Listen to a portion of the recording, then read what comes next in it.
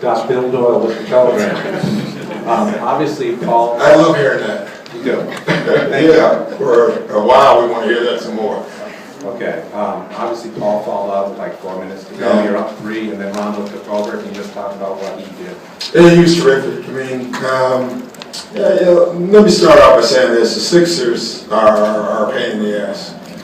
They really are. They are a tough basketball team. I don't think people gave them their respect all year. I think people forgot after 25 games that they may have been the best team in the league for a while. And they hit hard times, and Doug kind of gathered that team back. They're difficult to play against. And classy group. I'm a big fan of Doug Collins. Somebody had to lose, and that's how you feel when you coach against a friend like that. But that is a well-coached and well-prepared team, extremely hard. Rondo down the stretch was huge. Ray had it, he never could get it going, but he made a couple of big shots, obviously. We were kind of down to Rondo and Kevin in pick and roll down the stretch. We had been running it right before Paul went out, so at least we had a rhythm in it, and that allowed us to keep running. Boy, that was huge. The three-point shot obviously was big, but more than his attack and his command.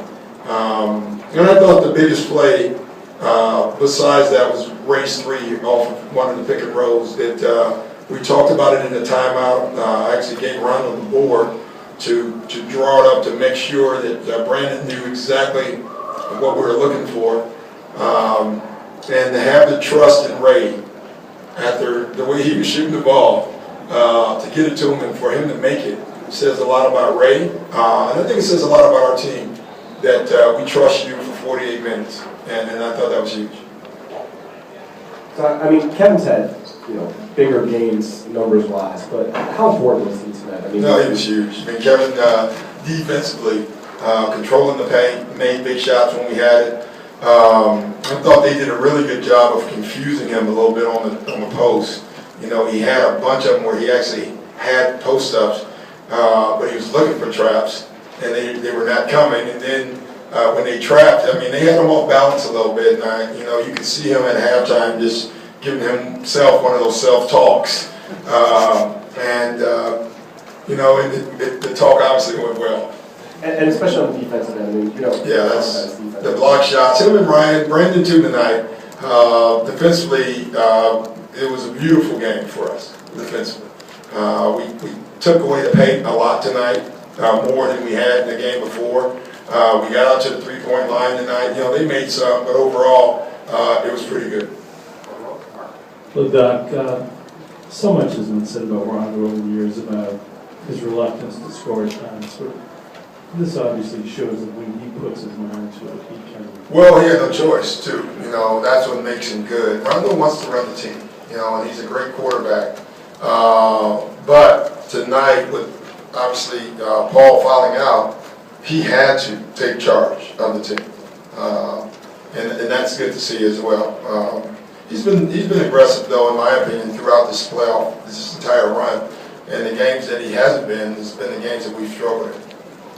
Doc, you talked a little bit earlier about just the confidence and faith that your team had in Ray in that particular stretch. Yeah. Talk about just the confidence that Ray has had. Well, Ray is the ultimate gunslinger. Really.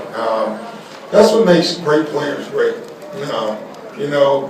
I was a basketball player one day, and I would have never taken that shot late in the game like Ray after missing my first 15. First of all, I wouldn't have been in. But you know what I mean? A lot of guys just, you got to have a set to be able to do that. You really do. It was just impressive, and you felt like if he got a shot, I didn't know he was going to make it, but I knew he was going to take it. I took him out that one stretch. You remember he had back-to-back plays where he was wide open and passed up the shot. And when we took him out, I went over to him and said, "Hey, listen, we're not going to have that." And he just said, "My foot's killing me. I need a break. I'm good." I said, I said up to him again. I said, "Ray, listen, you don't ever pass up shots. the biggest part was Rondo went over there and told him the same thing, which I thought was great for Ray to hear, confidence-wise. And then Kevin went over and told him. I thought that was big for him to hear. It's just the way he's been able to really keep going with keeping confidence, but at the same time, he's dealing with so many. Yeah, and I was worried about him because I know him now. I saw the last 4 or 5 minutes. If you watch him, he started to shake his foot, which has been a sign that time to get him out. But I told him that. I said, "Hey, you all right?" He said, "I'm all right after we win this game." He just said, "Leave me in, I'm good." So that was good. Doc, Rondo certainly not known as a three-point shooter. And I know New weapon. New weapon. When he's in rhythm, I think he's a good shooter. And I've said that for 2 years, 3 years. When we get him on plays, curling up and catching, I think he's a good shooter. The 1-3 he wanted to take. The other one, obviously, he had to take. But the second one, he wanted that shot. He stepped into that shot. And listen, it's good. It's good that it went in. when you see him launch a shot from that distance, or two shots from that distance at that point in a game like this, what goes through your mind? Go in, please. I'm not above praying or begging. The first one was just so late clock, so I always think those are the easier ones sometimes, because what else can you do? But the second one, that was big. Doc, before you guys got some separation at the end with Rajan, how are you feeling after the Well, the game could have gone either way. I mean, honestly, when they cut it to 3, I think it was 3, I'm not sure. I think we scored right out of that to get it to 5. And, I felt going into this game it was going to come down to the wire. You really did. This team is hard to get away from because they never let up on the pressure because they have so many guys. So it's 48 minutes of the same attack. And, you feel like against them you'll get a lead and then you have to sub out or one stretch and then they keep attacking at you. And we talked about that before the game, that this was going to be a hard game. It's going to come down the stretch and we're going to have to win it with our defense and our execution. what you guys were or weren't doing? They were getting offensive glass, Yeah. and you weren't getting all the stuff you would. Well, we turned it over a couple times, and Steve, you've watched this all year. It's who we are at times. I've said it all year. We don't have a big margin of error. We play like that, and at times when we struggle, teams make runs on us, and it's hard. But that's who we are. I don't think we can win games by 20 or 25 with this group right now. With what we have going on, it's hard to do. But our mindset is that we have to grind games. That's how we go into games with that thought, and I think that's how we have to do. Doc, you had said before, you told us before the game that you needed Rondo to come in with tons of energy, a lot of energy. It seemed to me kind of came and went for some parts of this game. Yeah, it did. He gets so down in himself. We have the saying, it's Chuck Daly who actually came up with it, get past mad. We say it all the time now. Our players say it to each other. And Rondo made a couple of turnovers, and you can see his head go down. And on the bench, you can hear our guys, come on now, let's get past it. Let's get past it. And I think people a lot of times think he's pouting about something else. He's so hard on himself. And we had the funny exchange once about that.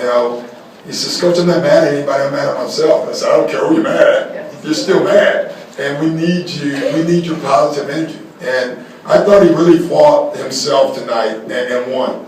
And I thought that was huge. It's a big step for him. More questions, Bob? Doc, you've now played 2 series, 13 games against teams that are perceived to be younger, more athletic, quote unquote, all that stuff. How taxing has it been for this last 13 games? Well, it's been taxing. Obviously we love that one in Philly. We love the one in Atlanta and finish it off. But those teams are good and they're hard to play. We've done I'm hoping a good enough job of rest. We didn't practice one time in this entire series, which is unheard of in a playoff series when you think about it. We walked through stuff. Literally, we didn't run in the walkthrough. Tomorrow we're going to watch film Shoot around, we'll walk through, and we'll go play a game. You know, and the way we look at it with this team is tomorrow's off and most of Monday's off, and then we play. We just don't have the bodies, we don't have the legs to do anything else. So, but I love where we're at. I told them after the game, this is exactly where we thought we would be. And we're going to Miami. Talking about digging down deep, I know that you covered it, but after Paul got his sixth ball, Yeah. I mean. Yeah, it was just team, you know, really, we won on defense. You know, Rondo made some big shots and Ray made some threes, but we got stops. We got key stops. You know, they've been so good out of timeouts, and you know they're going to, you know, attack us, and we got stops those last three down the stretch. That was huge for us. Was that, was that you're just going to ride with Paul to? Yeah, I mean, we had to. With 7 to 8 minutes left, 5 fouls, get 6. I didn't like the way he got hit on the charge. You know, it was almost like shocking to your system because the charge means, oh gosh, he's out. But I thought our guys, nobody panicked. They really didn't. They just kept playing. Doc, can you talk about how much did the extra day rest help, and how tough is it going to be with just short time? Well, I'll let you know on the second part. I don't know how tough it's going to be. We'll be ready. We'll be ready on Monday. You know, we got the long flight. You know, as a staff, we get to. You know, the good thing about the 3-hour flight is 3 hour film for us. You know, so we can look at that. I've already packed, so I can watch film tonight. We'll be ready. You know, it's going to be a tough turnaround. But you know, listen, we're not an excuse team. We'll be ready on Monday. Thanks.